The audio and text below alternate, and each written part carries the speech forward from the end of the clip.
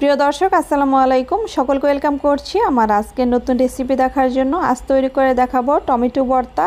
এভাবে তেলে টমেটো ভর্তাটা তৈরি করলে খুবই মজার হয়ে থাকে। এক নিমিষে প্লেটের ভাত শেষ হয়ে যাবে, এতটা মজার হয়ে থাকে। আর আমার পরিবারের সকলে তো অনেক বেশি পছন্দ করে, আশা করি আপনাদের কাছেও অনেক বেশি ভালো লাগবে। চলুন তাহলে শুরু করা যাক। টমেটোর ভর্তা তৈরি করার জন্য এখানে আমি কিছু পরিমাণে শুকনো মরিচ দিয়ে দিচ্ছি একটা প্যানের মধ্যে। মরিচগুলো টেলে নিব।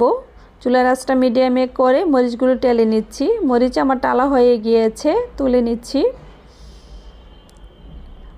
মরিচ টেলে নেওয়ার পর একই প্যানে আমি কিছুটা সরিষার তেল দিয়ে দিচ্ছি। তেলটা গরম হয়ে আসলে এখানে আমি দিয়ে দিচ্ছি টমেটো। এখানে আমি আমার পরিমাণ মতো কিছু টমেটো দিয়ে দিচ্ছি। টমেটোগুলো এখানে আমি দেশি টমেটো ব্যবহার করেছি।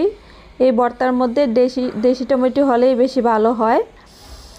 ঢেকে দিচ্ছি যাতে করে একটু ব্রাউন কালার চলে আসে টমেটোর মধ্যে। যখন এক পিঠ ভালোভাবে একটু ভাজা ভাজা হয়ে আসবে তখন উল্টে পাল্টে তারপর টমেটোগুলো ভেজে নিব বা পুড়িয়ে নিব।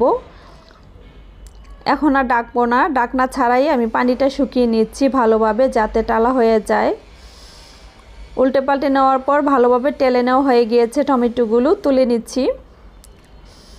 ভালোভাবে টেলে নিলে এই ভর্তাটা খেতে বেশি ভালো লাগে। টমেটোগুলো আমি ঠান্ডা করে নিচ্ছি একদিকে, আরেকদিকে আমি ভর্তাটা তৈরি করার জন্য আমি আগে থেকে টেলে নেওয়া শুকনো মরিচ আর পরিমাণ মতো কিছু দিয়ে দিচ্ছি লবণ দিয়ে ভালোভাবে মরিচগুলো চটকিয়ে নিচ্ছি। চটকিয়ে নেওয়ার পর এখানে আমি 1 কাপ পরিমাণে কাঁচা পেঁয়াজ ব্যবহার করেছি। পেঁয়াজটা দেওয়ার পর পেঁয়াজ মরিচ একসাথে ভালোভাবে আবারও চটকিয়ে নিচ্ছি। এই টমেটোর ভর্তার মধ্যে পেঁয়াজের পরিমাণ একটু বেশি দিলে ভালো হয়। কিছুটা দিয়ে দিচ্ছি আমি ধনিয়া পাতা। আপনারা চাইলে ধনিয়া পাতাটা স্কিপ করতে পারবেন। ধনিয়া পাতা ছাড়াও ভর্তাটা অনেক বেশি মজার হয়ে থাকে। ধনিয়া পাতা দেওয়ার পর আবারও কিছুক্ষণ চটকিয়ে নিয়েছি। তারপরে আমি পেঁয়াজটা যখন একটু নরম নরম হয়ে আসবে তখন আগে থেকে যে টমেটোটা টেলে রেখেছিলাম না, সেটা দিয়ে দিচ্ছি।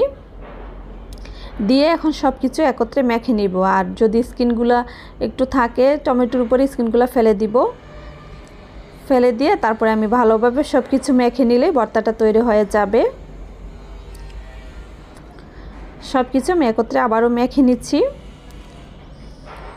এভাবে টমেটো ভর্তাটা খেতে খুবই মজার হয়ে থাকে গরম ভাতের সাথে।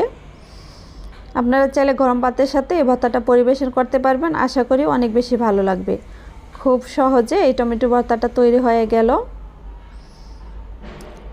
এই তো তৈরি হয়ে গিয়েছে। আশা করি আমার আজকের এই ভর্তা রেসিপিটি আপনাদের কাছে ভালো লেগেছে। যদি আমার রেসিপিগুলো আপনাদের কাছে ভালো লেগে থাকে তাহলে আমার ভিডিওতে একটা লাইক দিবেন, শেয়ার করবেন আর সাবস্ক্রাইব করে আমার পাশে থাকবেন। সকলে অনেক বেশি ভালো থাকবেন, সুস্থ থাকবেন, নিরাপদে থাকবেন। আল্লাহ হাফেজ।